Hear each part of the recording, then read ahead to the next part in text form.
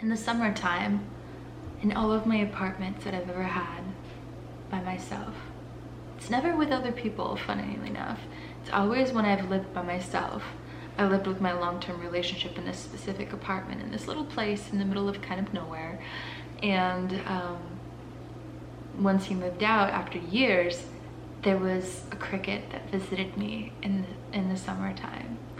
And I found the cricket underneath my bar area in my living room on the floor, and it was alive.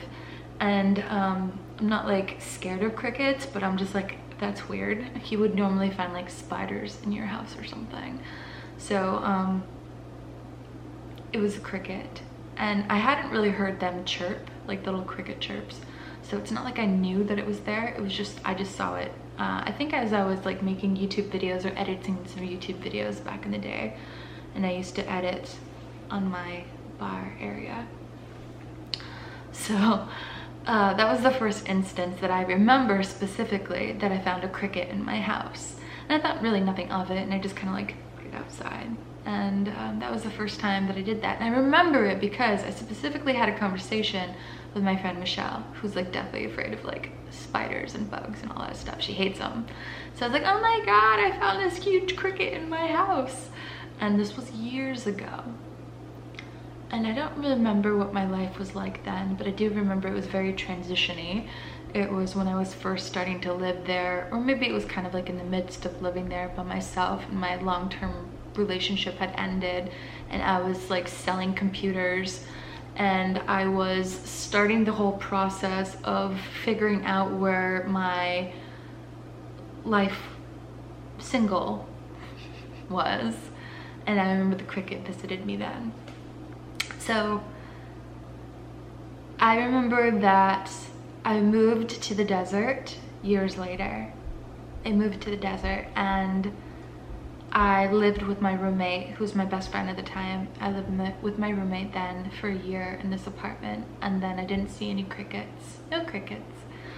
And then once I moved to a different apartment in the desert by myself, once my relationship with my roommate kind of crumbled and we were no longer friends, the summer that I moved in by myself there into my new apartment.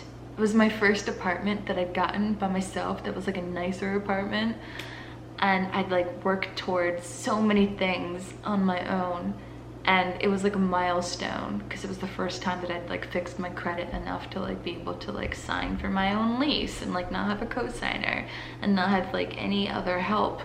And this was like pretty big for me, considering like I'd never really had like a steady career where you just continuously make more money. If you ever want to watch my career path and how I ended up to how I ended up now, I have a whole playlist that I first made when I first made this channel, and it kind of like discusses that. But just know that during this summer was the first time that like everything was kind of like falling into place for me, and it was like a proud moment, but also a very scary moment. I still lived like 3,000 miles away from everybody I knew, and I didn't really have any allies in the desert anymore. The only person I knew was like no longer my best friend. In fact, we didn't speak at all, and that was kind of tough. But I was going to prevail, and I was going to live there by myself, but just continue to focus on my goals and really continue to grind out things and to make sacrifices. So I remember when I first moved there, I texted my friend Michelle again. I was like, you're not gonna believe this. Do you remember that big cricket that I saw in my living room as I was like making YouTube videos in my old apartment that I used to live at? She's like, yeah. I was like, you're never gonna believe it. Tonight I found another cricket in my apartment. Like, I lived ground floor, so it wasn't that weird. Like, they could have like crawled under the door or something. But like the fact that like another cricket like visited me in the summertime, but also while I was alone. I never really saw any crickets in the other apartment that I lived in with my roommate or whatever. And yeah, so it was just kind of like noted, but like strange. But I did have a conversation with my friend that hated bugs.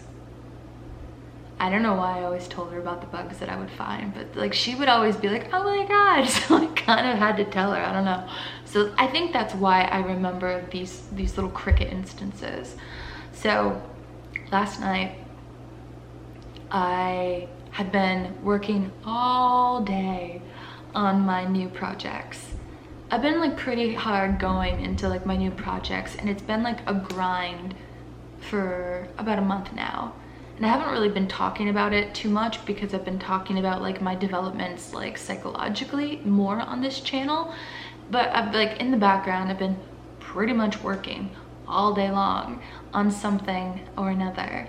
And not like hard work, like laborious work. It's just like building something and putting your all into it, and like not really wanting to stop because there's so many fun elements of what you're building that you're like inspired again. And so it was like, I don't know, 9 o'clock, and I just decided that, okay, I was at a final stopping point. I had to like feed myself, but I wanted to go take a shower first. I hadn't really showered all day. So I went to my bathroom, and I decided to go to the bathroom first before I was gonna take a shower.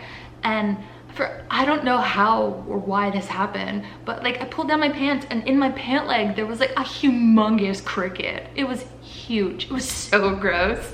And I had no idea how long it'd been there. Like, did it crawl up my leg as I was sitting at the table, like working on my stuff all day? Why didn't I hear this cricket? Crickets make really loud sounds. And like, why didn't I scream when I saw this cricket coming out of my PJ pants? I was like, oh my God. So I don't know if it was just like hanging around underneath the toilet, or I don't know why it was there. And I don't know why I seem to see these cricket things in my life, but I did.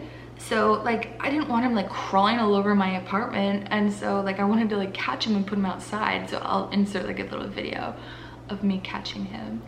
I went and I got a cup and I caught him with my cup. Again, I lived by myself. It's in the middle of summer, and I'm during a transition period. And it was like literally at a transition period where I was starting something new.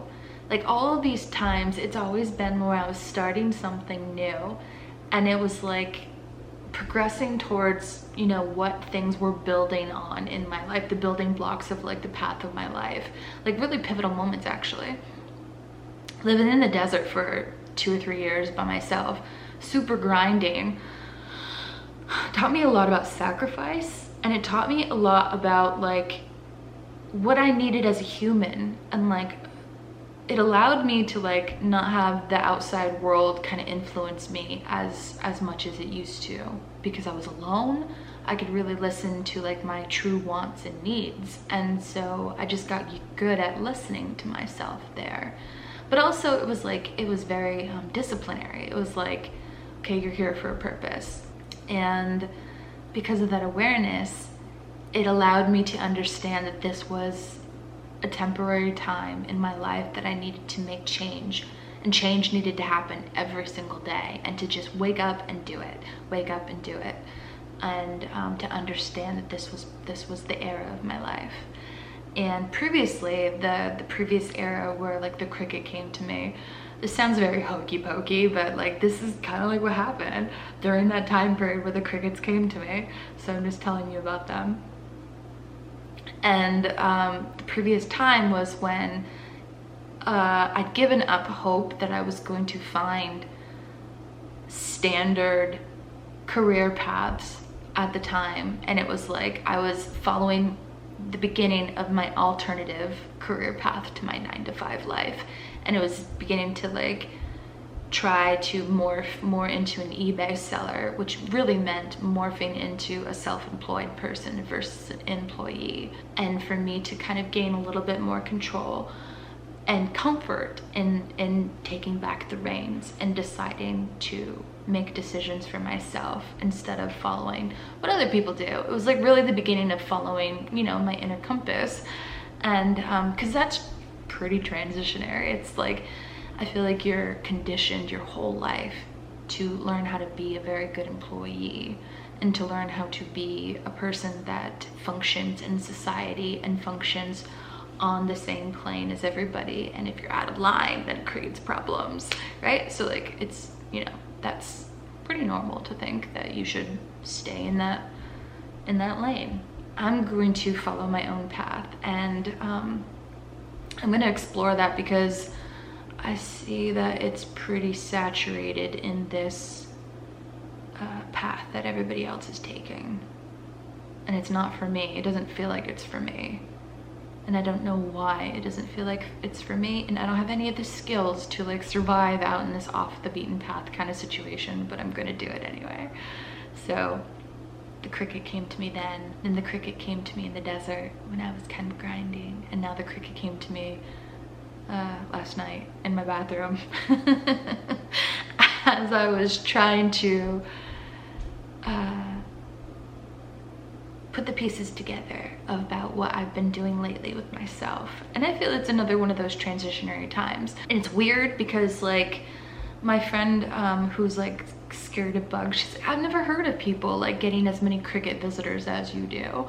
And like, I know, like I've never really had, like, it's weird. It's always just like this one cricket and this one time. This one was humongous. This one was huge. The other ones are kind of just like smaller. I don't know if they just have like giant bugs in the south, but this one was giant. Or maybe like the sign, or like the good luck that it's gonna bring me, or whatever. The amount of like importance is connected to how big the bug is. I'm not sure.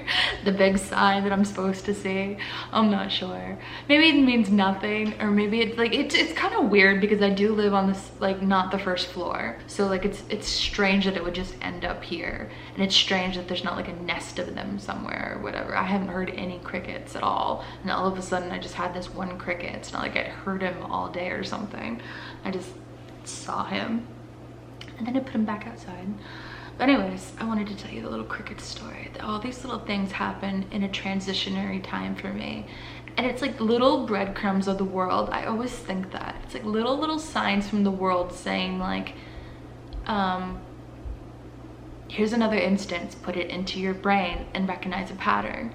Like sometimes I won't see the breadcrumbs and I don't see the pattern and I don't see the importance. But to me, it's like so weirdly coincidental that like I keep seeing these crickets come to me at these weird times. And like you might not think that this means anything, and that's probably partially true. Like I'm not a big fan of like, oh, signs of God or anything.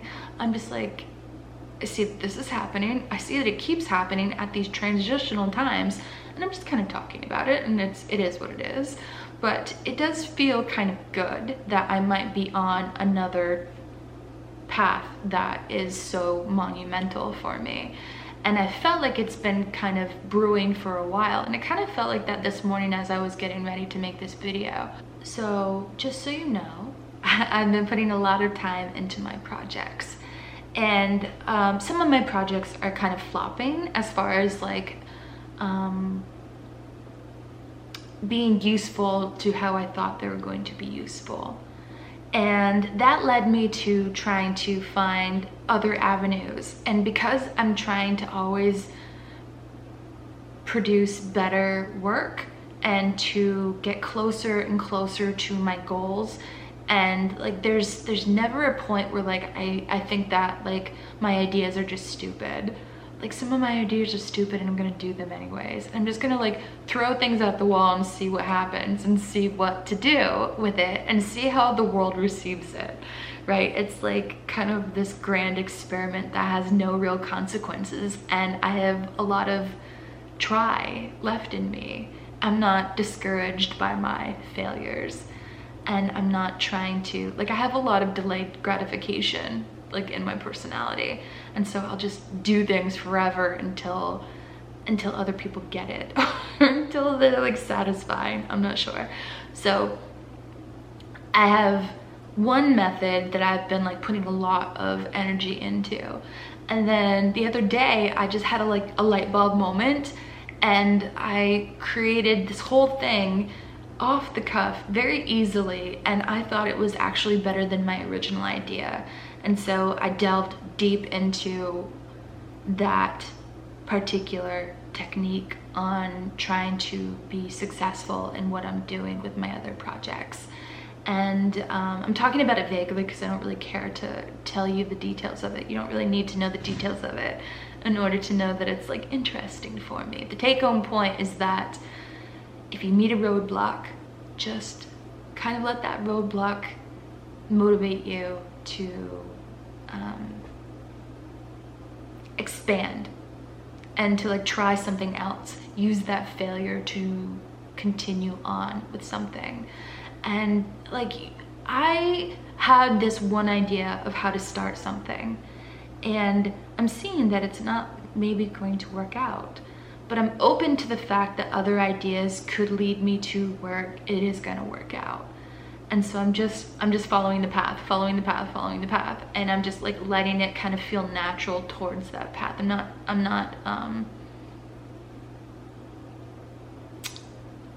not pushing it, and I'm not like, what is that word?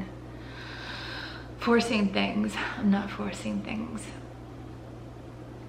So I have lots of pokers in the fire right now, and yesterday, as I was getting done towards my work at like 9, because I have so many instances in which I use video format in order to bring traffic to my things that I'm trying to be good at. It was I could visually see what my mind was doing in all these little, like, it was like this interesting web that I've never seen, all the different platforms and channels and all the things that I'm doing. I've never seen it visually. Like, to watch your brain and to see it visually in different formats, but in video format, like visually, it was just so like incredible to see. That's what my brain is. It's wow. Like, I just saw all the different ways that I'm me. Does that make any sense? I don't think a lot of people see the different sides of themselves, but because a lot of different sides of myself are documented, like YouTube videos for other things, videos for marketing, like all these different ideas are like captured visually after I've made them, and then I can see them. It's so cool because it's like, that is what my brain looks like visually, like to other people. Like, I feel it all the time. Like, you know how some people, like, you can just tell their brain, their like aura, their like way about them feels dark. Their whole, like, everything about them just feels dark.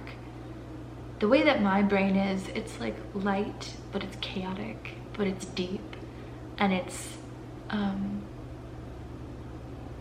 there's patterns there, there's consistency, there's experimentation. It's like avant-garde sometimes.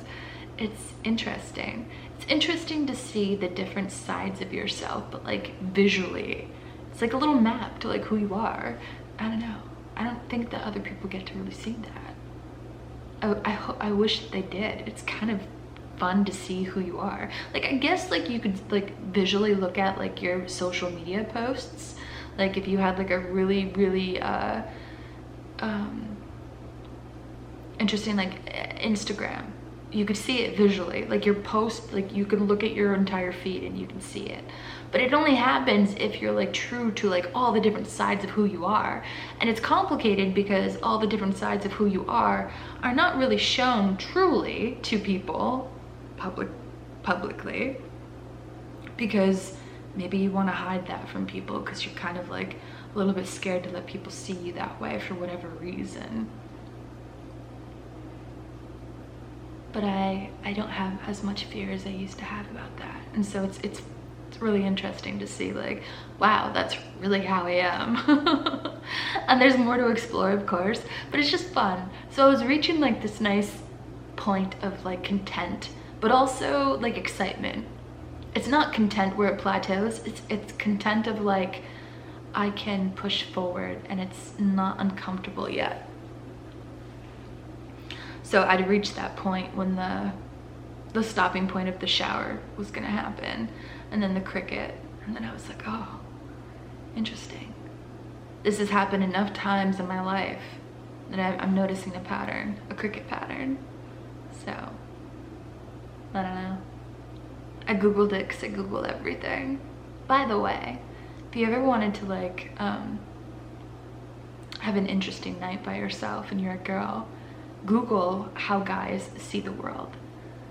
Like, think about, I do this sometimes, and I just wanted to like tell you that.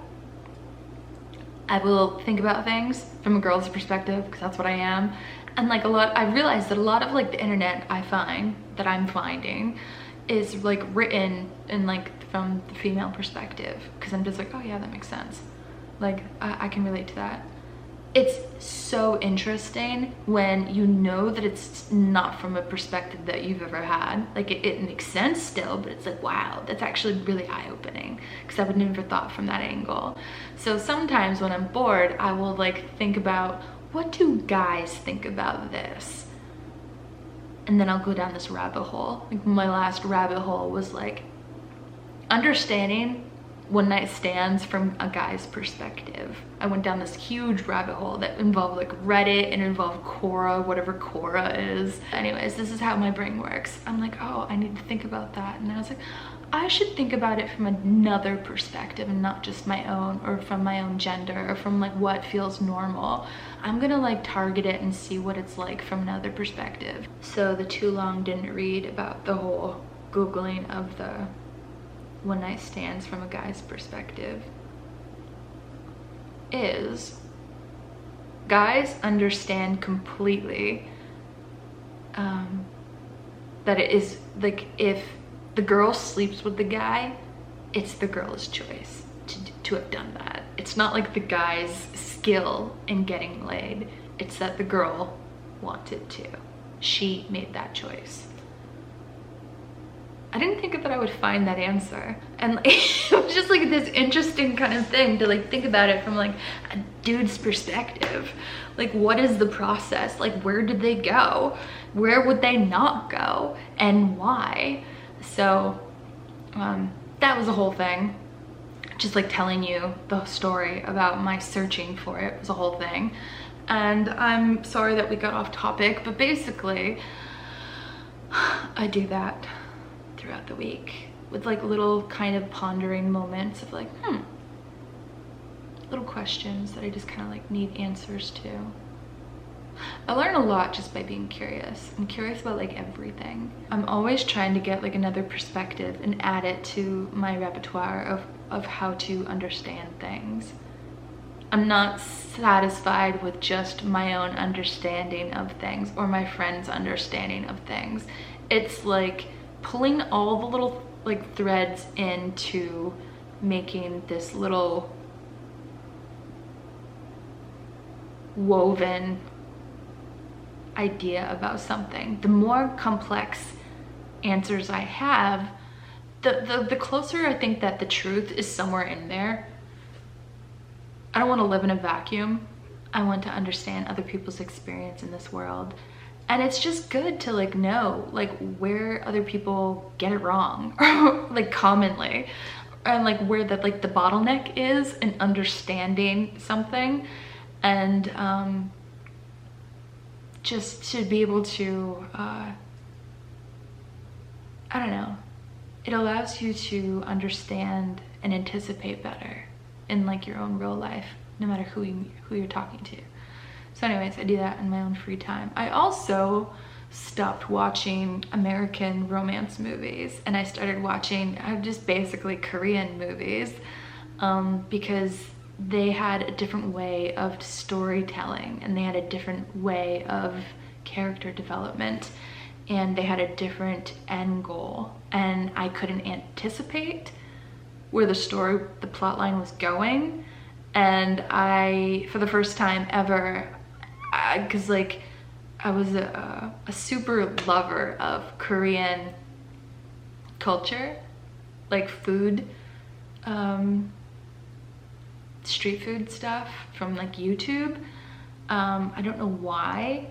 I used to like, when I was in the desert and I was like super stressed about like my sacrificial time there, all I did was work.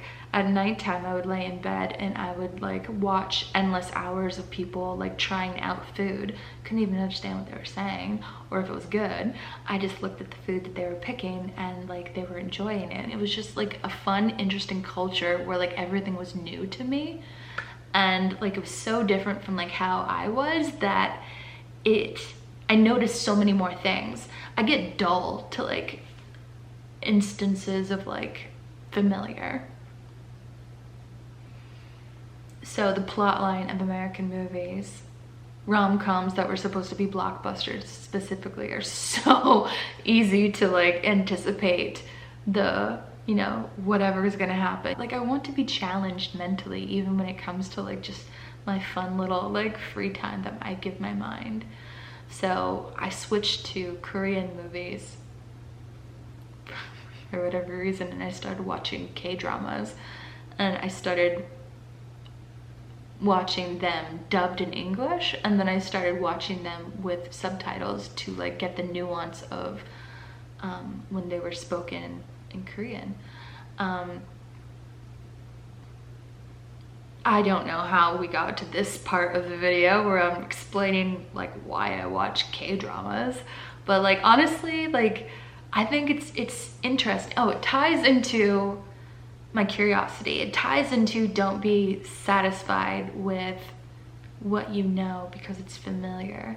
But maybe some people don't have like the boredom that comes from like anticipating things. Like when something is too easy to figure out, I get bored of it.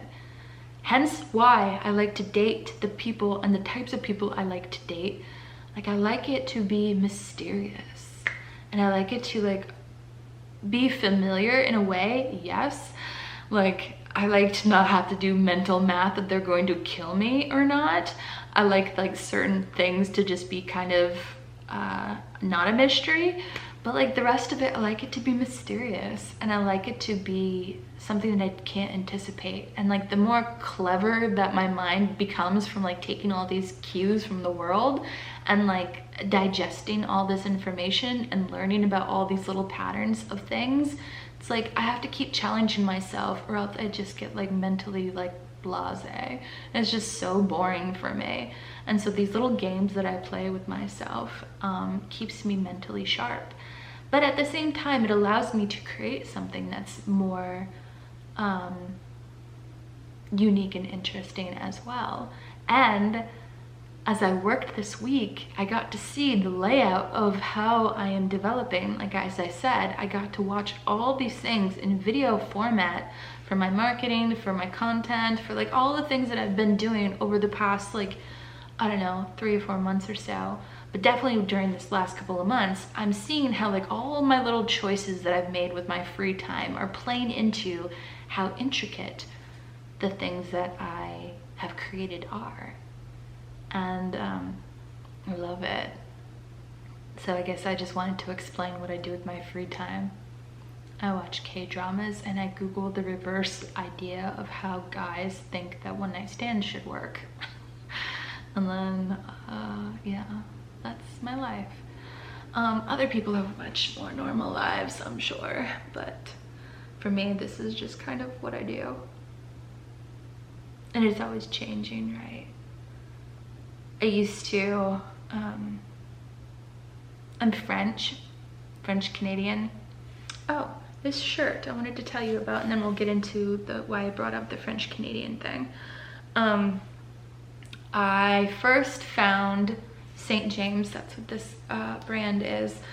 I first found this brand in the bins in the desert, and which is really strange because like, I don't know, you wouldn't really find that aesthetic in the desert in the bins. It's more like outdoorsy, kind of like go climb mountains thing, and this is more like you're on a yacht or a sailing boat in France, right? It's like kind of nautical. It's not really like landlocked around mountains kind of vibe. But anyways, that was where I found it first, and I found it at the desert in the bins, and I brought it home and I tried to sell it. And I was like, during my research on looking up this brand, I noticed that, because I was like, I always do this research. I always get deep dived into a new brand just to see, just to like file it away and put it into my head. That's how I recognize so many brands when I'm out and about looking for, you know, what is valuable to try to sell. My research that I've done, and I remember the little stories. So anyways, I don't walk around with like BOLO lists or something. Just my memory and my usual Googling will help me. So when I first found this brand, it was a similar stripiness. I actually kept it. It's in my closet, but I've never actually worn it. This is a long story about nothing, and I feel like this whole video is a long story about nothing. But hopefully you will see how my brain works, especially when I'm like excited and happy. Just kind of like flows everywhere. This probably feels chaotic to you, and I'm super sorry. I don't really have the ambition to put it concisely and tightly for you today, but if you pay attention, it's all intermingled together, and we'll kind of come to like a wrap up at the end. But right now we're following down little tangents. So back to the shirt. Found the shirt in the bins, researched it, saw that it was from a brand that was made in Normandy, and that is where my family is originally from. They moved from Normandy to Canada, and from Canada to America, and that's where my dad's side of my family is from. I went to France, and I went to Normandy, and I walked the beaches of Normandy, and it just felt peaceful and homey and nice, even though like I'd obviously never been. It just felt like not familiar, but it just felt like nice. It didn't feel like bizarre. Like I've been in like weird areas of New York City and it felt not homey and felt bizarre.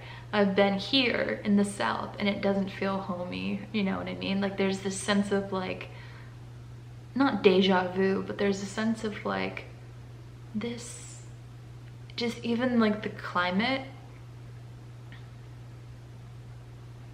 the way that things smell, the way that things look, the way that things feel to you, they just feel right. I don't know how to really like express that in a way that you would get it, but I think you do get it from just that. It just feels good. Anyways, I went to Normandy, and I remember that, and it was an important part of like what I was doing for myself at the time when I was in high school. I'd worked really hard to get there through blood, sweat, and tears, literal, and I came back, and I've always wanted to go to Normandy again. I didn't really spend too much time there, but anyways, it was a long way of saying that I went to France when I was in high school for no reason. But the shirt is from a company that, St. James, that fabricates it in Normandy. So I kept them. All the ones that fit me, I've kept them. So this is the first time that I've worn it on camera, but I like it. So that's why I kind of like did my makeup more sun-kissed and simple, because I knew I was gonna wear this shirt. I was like, oh, I should curl my hair. I haven't worn my hair curly for a little bit on camera. So that was my vibe today. But anyways, I have been seeing that if I have patience with people and I recognize their patterns too, that I can anticipate their needs and I can kind of make it more likely that I'm going to have a positive interaction with them, specifically for dudes, because I don't really have a lot of problems with interacting with my lady friends or women in my life, really. It's like my confusion on how things go mostly happen with males. So this week I've been noticing, because I have so much familiarity with the same type of person for the purpose of sexual exploration, I'm getting used to them in a way that is not like you would get used to them if you were dating them. I'm getting used to them in the way that I'm getting used to them as a human, and I'm getting used to them, like, they're allowing me to, like, I get to see their insecurities come out and play. And I'm beginning to anticipate when an insecurity could flare up, and I'm beginning to anticipate how to just give them reassurance that they don't need to, like, really delve deep into that insecurity if they don't want to with me, because it's kind of like a non-issue. So this week I saw that the person that I'm doing this exploration with right now, as I said before, not everybody understands how to have a close connection with someone and be very vulnerable, but like not have an emotional stability as well. Dating provides an emotional stability, I think. Dating for the intentions of being in a relationship provides an underlying base foundation of stability. And when that is kind of pulled out from under you because you just want to be fuck buddies, and like are very clear that you don't want to have a relationship with them, the emotional stability that the relationship building creates is kind of like gone. And so the insecurities of that can kind of pop out and play. So like different people are comfortable on different levels with that stability process. I'm particularly comfortable because number one, I've chosen it, and I've chosen it purposely. He doesn't really have as much like experience doing it with people like this. Like he's like pretty used to being in monogamous long-term relationships and hasn't really, you know, done this. So I'm seeing as things are playing out that insecurities about that are popping up, and they will be kind of things that could create problems, like if I don't handle it well. And because I see his pattern and I understand it's about him, and I understand because I've like talked to him for, I don't know, like 6 months or so, like I'm kind of getting a good idea about things about him and what he does with different situations. This was the first week that I really saw things on a pattern level and within the context of us just being fuck buddies and not having an underlying stability of a relationship, where certain things would be confusing for him and how he reacts. And so it allowed me to just kind of like give him reassurance without telling me that he needs that. And it's just been pretty smooth. And I just wanted to tell you that that's how that was going. And I wanted to tell you about the cricket story. And I wanted to tell you about just like how my mind works when it's kind of happy and creative. A lot of people make art when they're depressed and they're unhappy. I make art and see patterns, and I wanted you to kind of visit my little world of that, visit my little happy aura, and to know how my mind thinks, I guess. So that was the purpose of this video, but also to understand that I am progressing in little areas of the things that I am putting effort towards. And there was the more important part that happened that was like I'm beginning to see how like guys think, because I'm looking for the patterns, and I'm looking for other answers other than my own little vacuum of things. I'm like trying to understand. It's fascinating, and it's my fascination is because I am motivated to have good experiences with people and to create that with other people as well. Not just on my end, but I want to give that back to them. I'm super lucky that I get to be experimental in a lot of different areas of my life right now, and I just want to take advantage of the opportunity that I'm given, and to push myself creatively, but also to push myself mentally with things, keep myself sharp and keep myself hungry and keep myself excited about what I'm doing. But to be learning, I want to learn. So that's what I've been doing this week, just kind of being, So thank you for being a participant in my following down of all these tangents today. I feel it was kind of like craziness, but I just wanted to explain to you what it was like, I guess. It's like a whole experience to like live in my head for a moment. Maybe overwhelming, and I'm sorry, but hopefully it was enjoyable. So thank you for watching, and I will see you guys in my next video.